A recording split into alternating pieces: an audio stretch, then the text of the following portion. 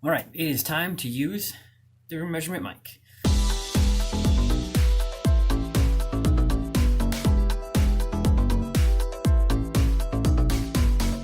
Hello again, guys. Welcome back to the vlog. I'm Jake, aka Cryosion, and it's another week for music production.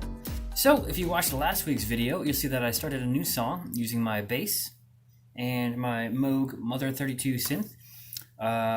Having a lot of fun with these things. I'm actually going to start making some little tutorial videos or just quick tip videos on this Moog synth because I love it so much, but I don't really know anything about it, and this will force me to learn it more. And if you guys have one or are interested in getting one, it'll help you kind of see what it can do. So more content about that, which will be great. I also have been editing a lot of videos lately. I did my vlog recently. I did another video tonight that I just put up. Another quick little discussion video. I'll be working on some more Ableton Live 10 videos because the actual release is right around the corner, so I want to get those done. Hopefully that's it for a little while. I want to get back to making music, not just making videos, as fun as that is. So I talked about this last week, the measurement microphone.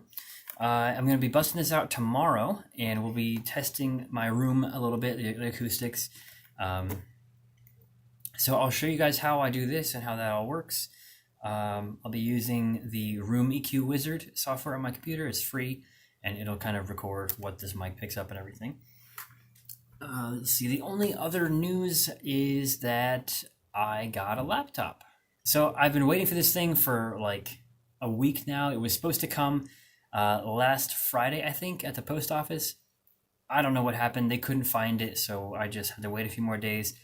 Never got the chance to go this week, and all of a sudden it's Thursday, but I got it. So, a lot of you guys are going to be upset with me. I did not go with a Mac. I know. I had one back in college, and it was great, but at this point, Apple products have severely gone downhill, in my opinion. The new MacBooks are just terrible. I probably will never buy another Apple device ever again. So I went with a Lenovo.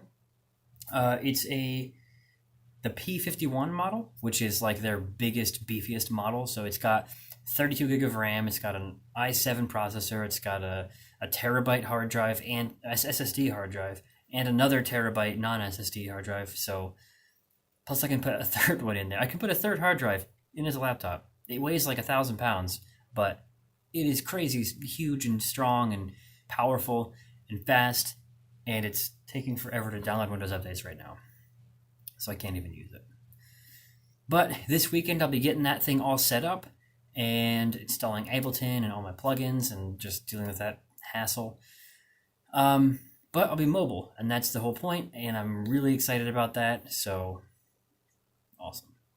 So for now, it's getting kind of late. I'm going to head to bed, but I'm really excited to get back to working on some music this weekend. I will show you guys some updates with this new song I've been working on. We'll see how it goes. So let me know if you guys are interested in actually seeing me do music production in the vlog, or if you want me to keep that in separate videos. And also if you want me to show more of like the synth stuff that I'm doing, or just on the computer screen or whatever. Let me know what you guys really want to see. I'm just trying a whole bunch of different things. I'm having a lot of fun with it, so it doesn't really matter to me if you guys want me to do a certain topic versus something else. It's all good. All right, I will see you guys tomorrow.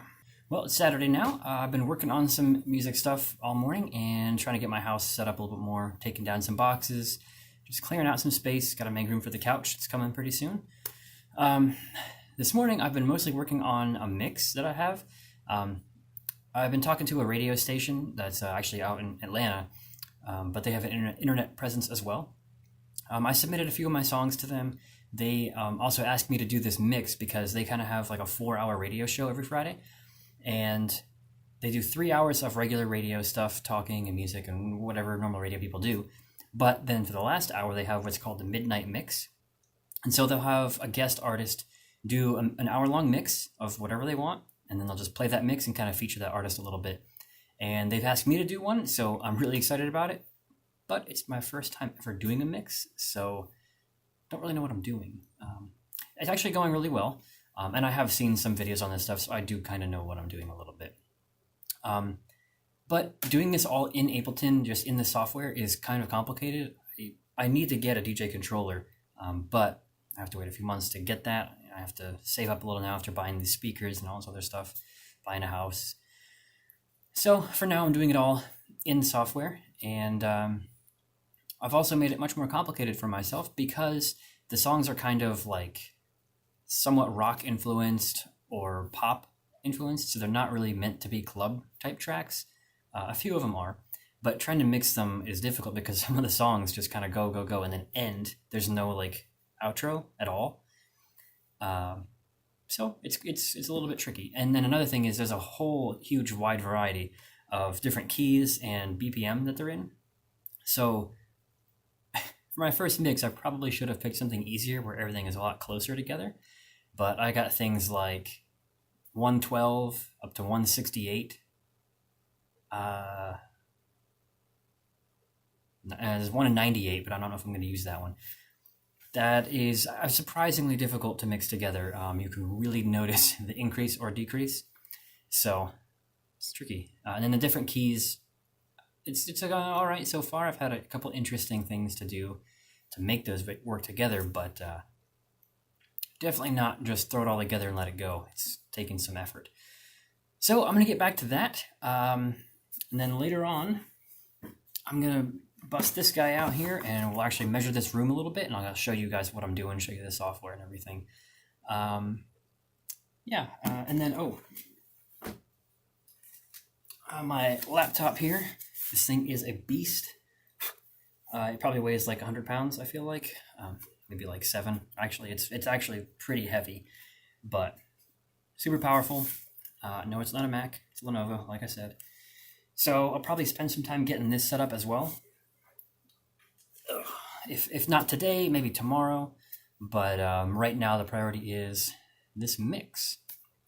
So let me show you guys what I got so far. Those first couple, like 6, I guess, are actually there, and then the other ones are all just kind of placed there waiting. So I can mess with them a little bit and kind of see what sounds best in what order and everything, and just mix and match. So let me get back to that, and I will check in with you a little later on. All right, it is time to use the room measurement mic. I told you guys I would do this yesterday, but I got carried away with my mix. It ended up taking me until like 10:30 or 11 o'clock at night, but I'm pretty much done with it. It's got one gap where I'm trying to finish my song Shadows in the Dark to put in there, and I think it should fit just fine. But other than that, it's pretty done except for one thing. I have to fix one transition. And the whole length ended up being 59 minutes and 30 seconds so far. Pretty much perfect. So I'm really happy with it, especially for my first mix ever. I think it's pretty good. I need to have some people check it out and double check it for me, but I'll probably send it over maybe next weekend. That'll give me a week to kind of take a break from it and come back and listen to it again and make sure it doesn't sound dumb. That tends to happen to me sometimes. So for now, measurement mic. I'm actually watching a video right now on how to use this software, the Room EQ Wizard. I've never used it before, so I want to make sure I do it right and don't just do some random stuff and screw it up. So funny story. It comes with this little clip, which holds the mic perfectly right there. Only problem is this is, I think it's the European size of what they call it. Doesn't fit on my mic stand. This is a bigger like thread. This is a small hole, so I have to buy an adapter for $5. But that won't get here for a few days at least, and I wanted to do this now because I'm impatient like that. So as you can see, I've used very high quality material known as paper towel to wrap the mic up so that it fills up the space, because the mic is small and doesn't actually fit in that clip. So it works. Now we'll try out the Room EQ Wizard. So let's get on to that and see how this room actually sounds.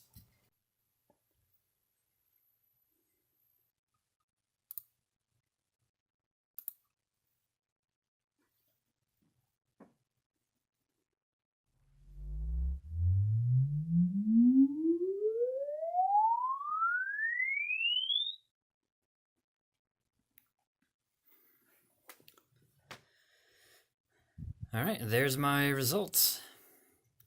After an hour, hour and a half, maybe 2 hours of messing with this program with my cables, my speakers. Finally, I'm at this point here. It's apparently a lot more complicated than you would think to get it configured and calibrated and set up and all that. I'm not alone. I found a bunch of people on the forums that had this problem too, trying to figure this out. So I'm not really sure if that's right or not, but that's what I got. So as you can see right there in the background, I have a couple of tests that I've already run, and the main one's showing on the screen. Basically, it shows that this room is pretty awful. You can see there's a bunch of like huge dips and some spikes in there.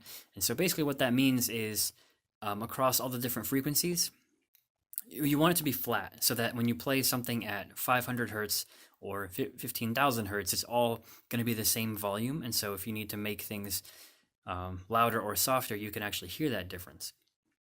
Right now, if I play something at, I think 70 hertz is one of the big dips, it's going to seem a lot quieter. And so if I boost it up to be on par with all the other things, it's actually going to be a lot louder when I play it in other systems. So that's something I really need to pay attention to and work on. So that's where the acoustic panels are going to be coming in later. If you guys have used this in the past, let me know how you set it up and everything. I had all kinds of trouble getting the loopback configured, and I don't think I did it right still. But yeah, let me know if you've used it before, what your experiences have been, and how your room compares to mine. Hopefully it's better. All right, well, that's going to wrap it up for this week, guys. Used the measurement mic, finally.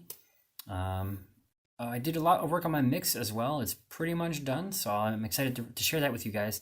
I can't share it until the radio station listens to it, and if they want to use it, then you'll hear it once it comes out there. Otherwise, if they don't want to use it, then I'll be sharing it as soon as I hear back.